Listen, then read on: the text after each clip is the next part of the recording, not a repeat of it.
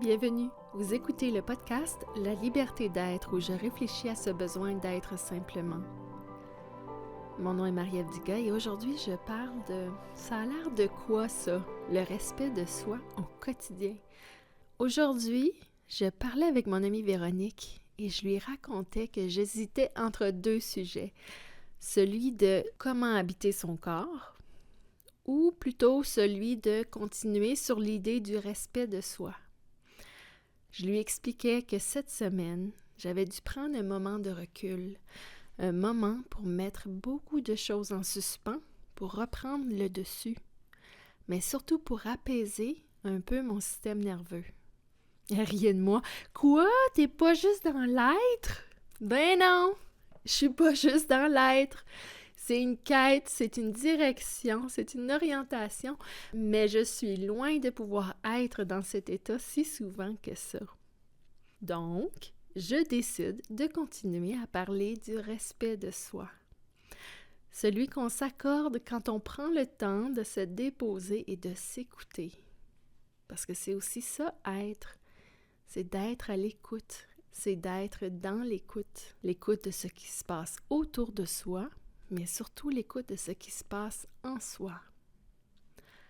Cette semaine, j'ai décidé que j'allais m'écouter. Que cette fois-ci, que j'allais pas attendre de tomber avant de me reposer. J'ai accepté de reconnaître les signes que je m'en allais par là. J'ai pu reconnaître que c'était maintenant le moment de prendre un instant pour apaiser mon système nerveux.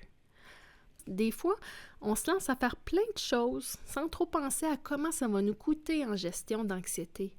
Sortir de sa zone de confort, c'est anxiogène pour le corps. Donc, le respect de soi, c'est écouter qu'est-ce qui se passe en dedans. C'est d'accepter le message que ça nous envoie. Combien de fois vous savez très bien avoir reçu des messages de votre corps, des feelings qu'il fallait se reposer, des feelings qu'il fallait ne pas faire ceci ou cela, et que vous n'avez pas écouté? Qu'est-ce qui s'est passé? Le corps, lui, il sait. Le corps, lui, il vous le dit. La clé, c'est de l'écouter. C'est le corps qui sait quand il y en a eu assez. Le mental, lui, il fait juste envoyer des directives, des pensées. Mais si le corps lâche, le mental, il n'y a plus d'outils pour travailler. Cette semaine, j'avais besoin de prendre une pause, de faire des efforts vers un but, vers une direction. J'avais le goût d'être, de juste être. J'avais le goût d'être déjà ma direction, de la ressentir comme si j'avais déjà atteint mon but. J'avais le goût de vibrer comme si tout ce que je désirais, je l'avais déjà dans ma réalité. C'est comme si j'avais le goût d'arrêter de pousser vers l'avant. J'avais le goût de rester statique et de regarder la poussière tomber. Être dans l'ouverture tout simplement de ce qui pourrait se manifester. Sans intention, sans but, sans projection. J'avais besoin d'un break, de désirer autre chose que ce que j'ai. C'est tout ça que j'ai écouté en début de semaine, puis que j'ai décidé de respecter. Fait que le respect de soi, là, c'est intégrer une écoute de ce qui est. C'est d'accueillir le message qui est envoyé, puis c'est d'en prendre responsabilité. J'avais le goût de revenir au moment présent. J'ai senti que j'avais besoin de prendre ce moment de recul-là pour comprendre que je devais incarner ma direction, que je devais la vibrer, mon orientation.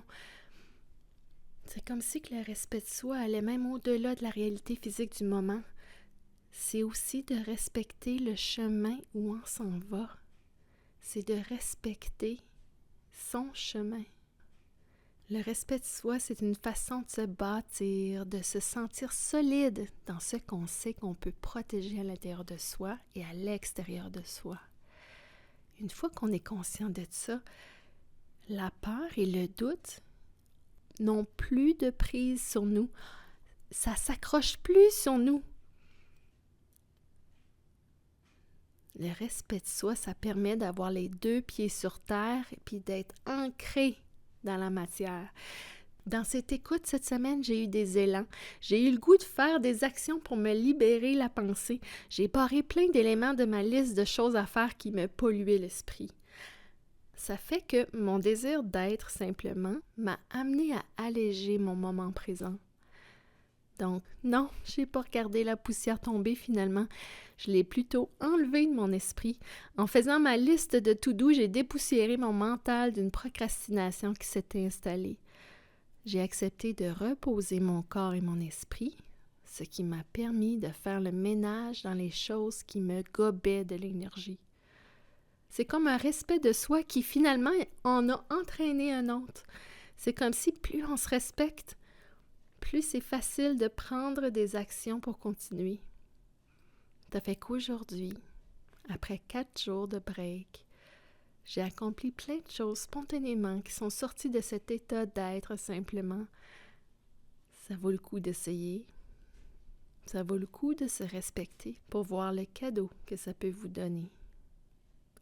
Voilà, c'est ce qui termine cet épisode de cette série où j'expose mes réflexions et partage mon parcours vers une liberté d'être. La liberté d'être tout simplement.